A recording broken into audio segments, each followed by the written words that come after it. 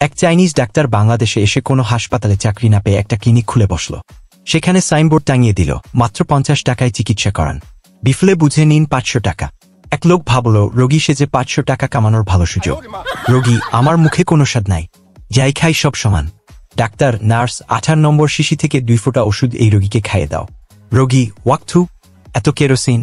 Doctor, wow, kerosene চিনতে পেরেছেন, এই তো আপনার মুখে স্বাদ ফিরে এসেছে, 50 টাকা দিন। রোগী বিরক্ত হয়ে চলে গেল, কিন্তু 50 টাকা উদ্ধার করতে কিছুদিন পরে সে আবার এলো। রোগী, আমি স্মৃতিশক্তি হারিয়ে ফেলেছি, কিছু মনে করতে পারি না। ডাক্তার, নার্স, 18 নম্বর শিশি থেকে 2 ফোঁটা ওষুধ একে খাইয়ে দাও। রোগী, এটা তো কেরোসিন, আগের বার মুখের স্বাদ ফিরিয়ে আনতে এটা দিয়েছিলেন।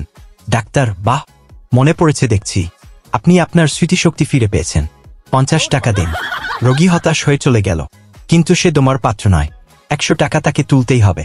কিছুদিন পরে সে আবার এলো ডাক্তারের কাছে। রোগী, আমার চোখের দৃষ্টি খুব খারাপ, কিছুই দেখতে পাই না। ডাক্তার, আপনার চোখের চিকিৎসা করার কোনো ওষুধ আমাদের কাছে নাই, এই নিন 200 টাকা। রোগী, কিন্তু এটা তো 50 টাকার নোট, 500 টাকার না। ডাক্তার, অভিনন্দন, আপনি দৃষ্টিশক্তি ফিরে পেয়েছেন, 50 টাকা দিন।